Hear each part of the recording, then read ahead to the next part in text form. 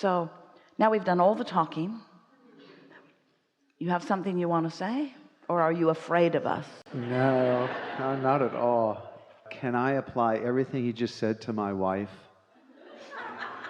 in terms of the same thing? Just more loving, less tension, less fighting, less lashing out, the negative. Well, you can apply it to your wife from your point of view, but you can't apply it to your wife from her point of view, because you can't think for her, you can't feel for her, you can't vibrate for her, and when you try, you fail and you make her mad too.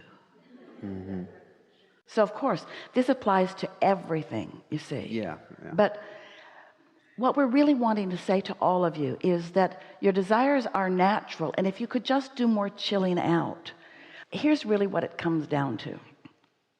Most people, and we love you so much, you know what's coming next, are action oriented, and in your action orientation you want to jump into action right away, and often you jump into action, meaning words or behavior, before you have lined up your energy. And when you do, now you're operating under that tension that just doesn't feel so good. We really, really want to call your attention to this process.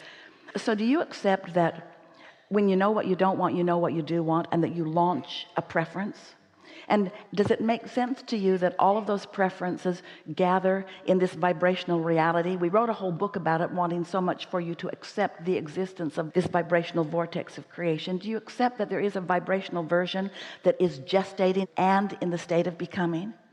So then, isn't it logical that you have to tune yourself to some extent to what's going on in this vortex in order for the information, the impulses, the thoughts to transfer into your physical life experience? Doesn't it make sense that just like you can't set your radio dial on 98.7 and hear what's being broadcast on 101, the frequencies have to match up. So the frequency of your vibrational reality and the frequency of your now moment in time based upon the thoughts you're thinking, they have to match up in order for that valve to be open and the thoughts and experiences to flow. So when that happens and those thoughts are flowing, it's what we've been calling the sweet spot of experience, because what happens is you're clear-minded, you're sure-footed, you're eager, you're happy, things are unfolding for you, you're rendezvousing with cooperative components. In other words, it is a blissful state of being. Esther calls it a sort of magic that happens. When you're in that place, well, that's what you're striving for all the time. But that means not using as your criteria of how you feel what anybody else is doing or how anybody else is feeling, because that is something for sure you can't control. And yet much of the world wants to. You're living a conditional life or a conditional love. You know, if you'd be different, I'd feel better. If you were more like that person over there, because when I look at that, I feel good, but when I look at this, I don't feel so good. So you need to be more like that so that I can feel better. Sort of how we started with you today, where if you understand that nobody has to be different, because you have the ability to focus yourself into alignment. And when you do, oh, the leverage that you have, the capacity for love that you have, the capacity for understanding that you have. And sometimes people think, oh, well, if I just get so good at my alignment, then people around me can just be really, really bad, and I won't get any of the things that I want. But law of attraction won't let that happen. You'll rendezvous with them when they are at their best, you see. So what we're really talking about is this fine-tuning of tuning yourself into that sweet spot. And by that we mean that good feeling place, where somebody else doesn't have to stand on their head for you to feel good. You just feel good whether they're standing on their head or standing on your tail. In other words, it doesn't matter what somebody else is doing. You've got it going. So what this subject is about understanding that it's a vibrational game, not an action game, and being willing to do the vibrational work until the action is inspired, instead of trying to do the action to inspire the feeling. Can you feel the difference? It's a big difference. Esther had such an amazing experienced just in this last month that helped her fine-tune this within herself in a way like she'd never done before.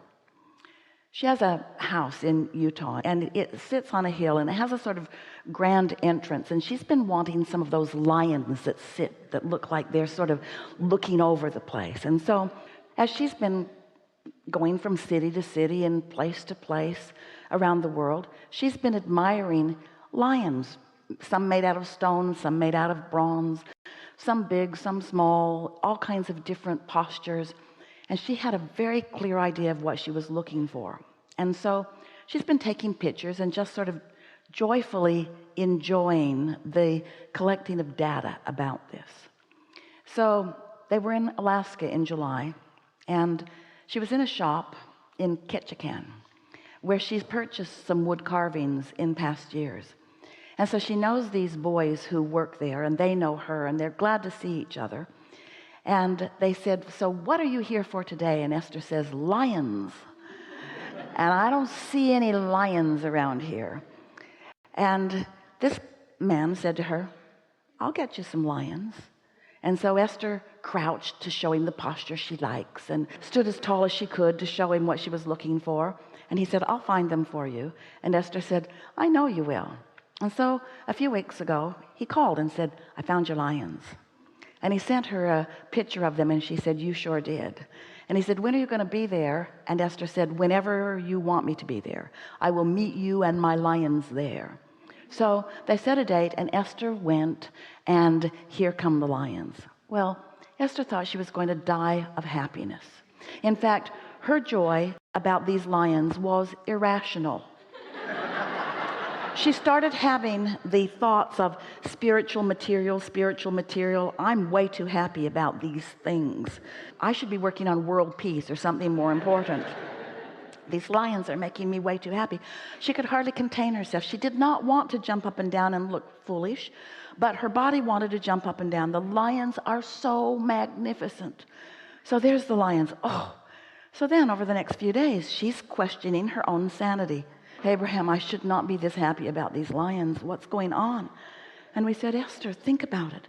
Think about the thoughts about them. Think about the rendezvous you've had. Think about the pictures you've been taking. Think about how much you've flowed from a positive place of expectation toward these lions. And now understand that when they manifest, they include all of that vibration.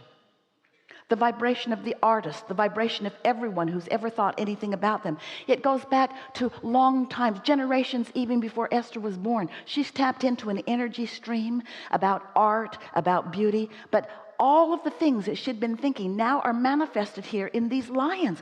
Oh, life is sweet, she's thinking, irrationally so. So then they said, want a dolphin? They had a few truckloads of things. No, thank you. How about an eagle? No, really don't want an eagle. Just these lions, thank you very much.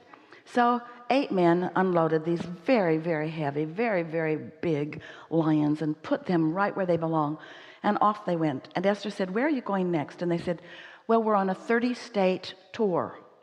All these trucks, all these men, all these things on their truck. And then Esther said, where are you headed next? And they said, we're going to Texas. And Esther said, oh, I live in Texas. And they said, want a dolphin? Esther said, no, I would really like something more Texas-like maybe a deer or a horse. And they said, well, we'll call you when we get close. And so Esther's back in Texas, and they call, we've got your horse. So they come to the gate, trucks lined up, men opening the back of the trucks, and Esther looks in, and they have magnificent bronze horses. So they unload the first horse, and they needed far more people to get it off. It weighed so much. And once they got it on the ground, Esther thought, I'm surprised you all didn't die doing that. It was really a difficult task to get that horse out of the truck. And as they put it on the ground, Esther thought, I don't really like this horse that much. It's a little ostentatious. And then she thought, but how are they going to put it back on the truck? And then she said, well, I really wanted something that was more like a horse just grazing in the field. They said, we've got that too. So they opened another truck and they hauled off another horse and a small horse. So now there are 3 horses. And Esther's looking at the horses and she's thinking, I really don't like these horses very much. But they were thinking, we really want you to like these horses very much. And Esther was thinking, I really want you to be happy, and I really don't want you to hurt yourself putting the horses back on. And so she said, okay, I'll take these 3 horses. So they put the horses around on the property. And Esther thought, I really want to like you. And I'll warm up to you in time, she thought. And then she wrote the check. Off they went. Want a dolphin, they are saying, as they're driving away. Where are you going next? So now Esther is thinking, same men, same beautiful kind of art. Why did the lions turn me inside out? And why don't I feel the same way about the horses? And we said to her, because you didn't flow much energy at all about the horses. You took action with no energy flowing. So it was a moment of impression, but it wasn't the sweet spot. Satisfaction doesn't come from taking an action to compensate for the absence of having flowed energy. This is a leading edge conversation. But don't you wonder why sometimes when you just jump right into action and it feels like, Esther used to say to Jerry, why don't you buy me that car? It will make me happy for the afternoon. And that was about how happy she would be for about how long, because if you haven't given yourself the opportunity, if life hasn't created the process where you've launched the rocket, and if the rocket hasn't gathered momentum with law of attraction and your inner being gathering it, and if there hasn't been a gestation period, if there's not energy flowing to which you are becoming a vibrational match, you're not going to have that sweet spot. The creative process is about energy flowing, and manifestation is about you allowing the energy to have matured enough. It's not about somebody just unloading it and saying, there you go. That's why when you give someone something that they didn't ask for, they say thanks. And it's not because they're not appreciative. It's not because they are jaded. It's not because the children are spoiled. It's because they haven't been given by themselves, and maybe by you a little bit, the opportunity to flow the energy and let their energy mature into something that is a manifestation for them. Can you feel that? Doesn't it make you want to flow the energy? And doesn't it make you, we want it to make you want this. We want you to be less eager to jump into the action and more interested in flowing the energy, more interested in the thought progression, in the interest growing, in the ideas flowing, in the information coming, in the manifestation being a natural next logical step. So we gave you a lot there. It's not just about Esther and her horses and her lions. It is about that. It's a lot about that. What this subject really is about your, we love you so much, propensity to want to jump right to the action and then never really feeling the satisfaction that your action could have given you, because you're trying to use the action to compensate for not having flowed the energy. I don't think we've ever told it to you as clearly as that. But maybe that explains, you see, because so often you think that the reason that you're not feeling good is because that isn't happening in action, or because that isn't happening in action. And that's never the reason. It's your attention to that is causing you to flow your energy in opposing directions. Causing you to flow your energy in opposing directions is the reason you don't feel so good. And when you line up with what you intend, when you make a decision and line up with it, that's when you come into your full power, you see.